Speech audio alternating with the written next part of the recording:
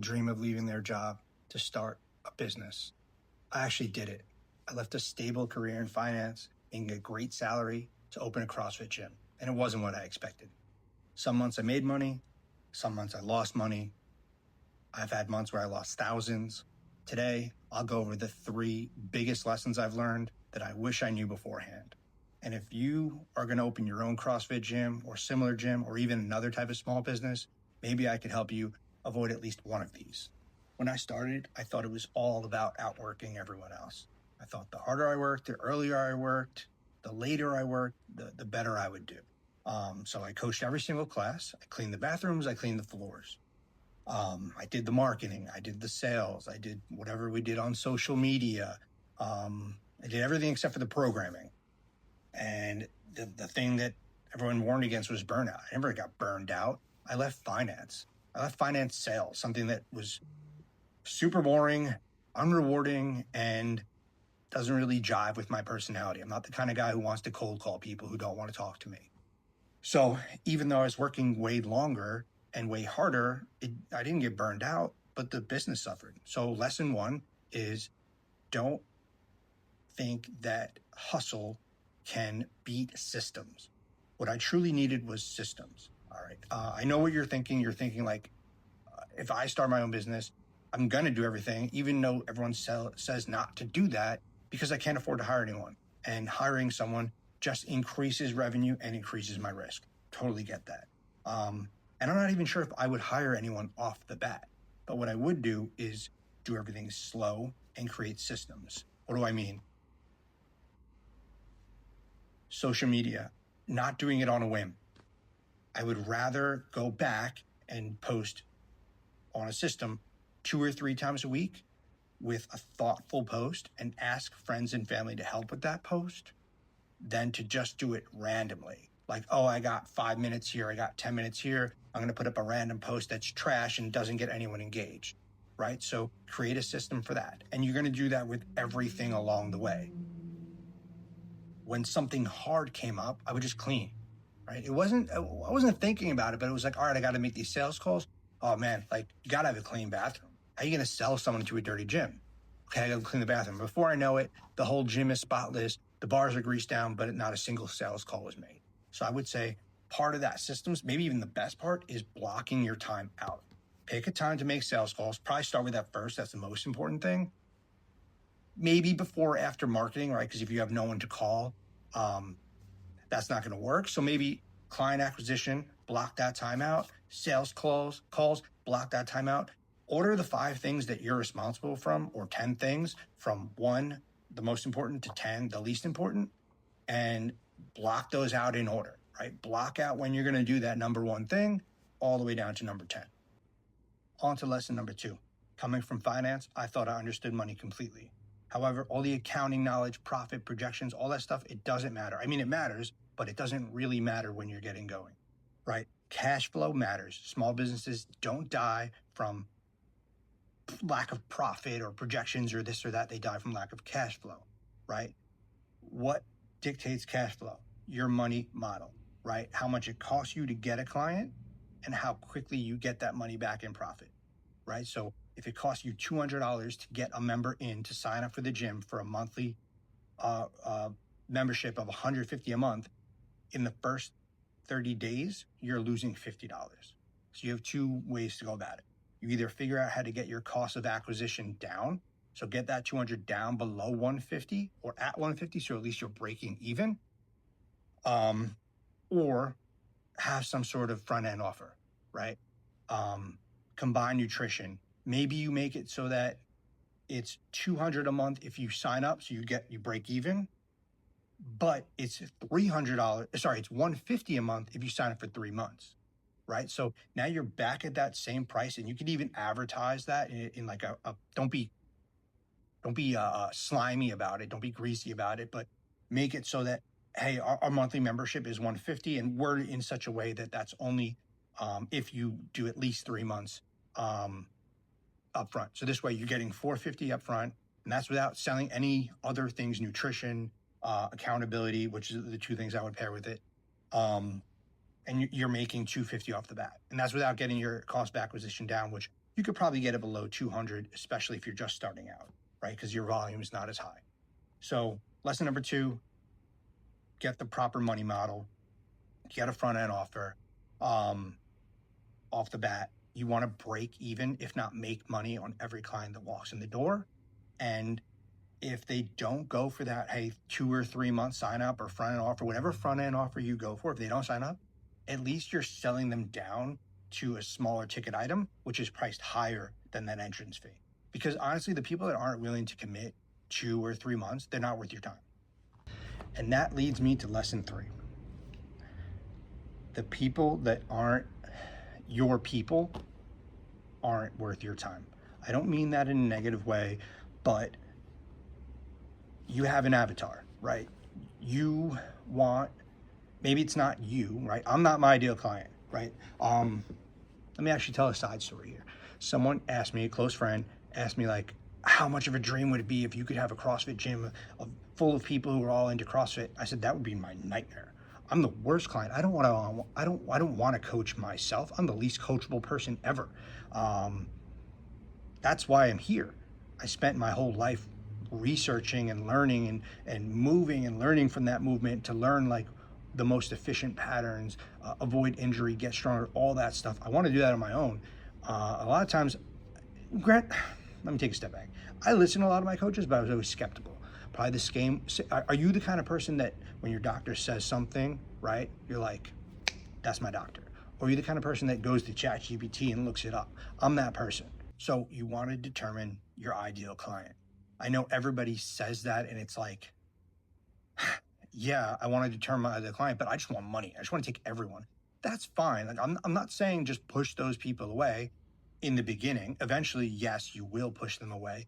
But in the beginning, what I would, if I can go back, this is what I would do. I can't tell you what to do. Just what I would do is I would spend less time and effort on them.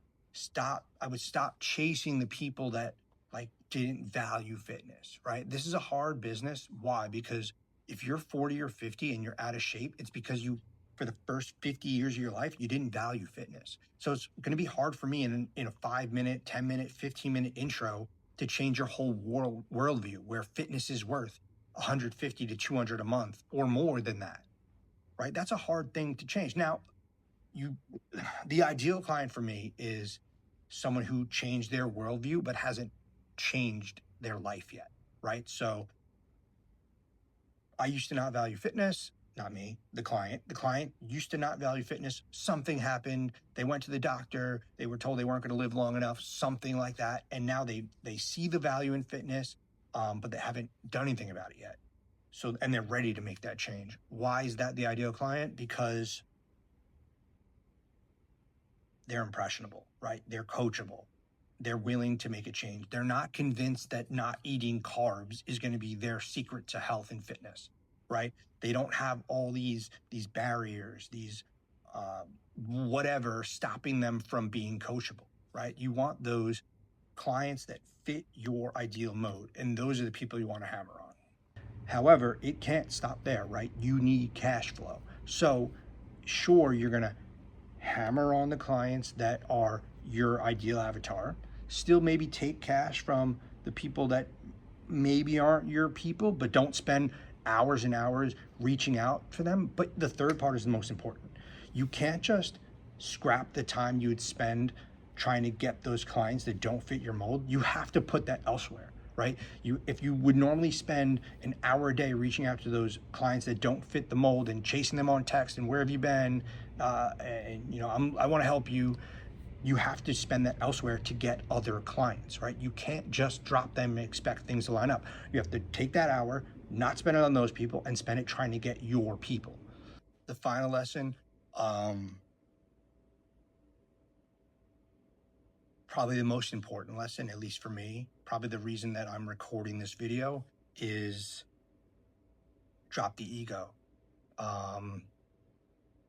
I thought that listening to all the audiobooks and all the podcasts and doing all the research in the world and coming from a background in finance with an MBA, I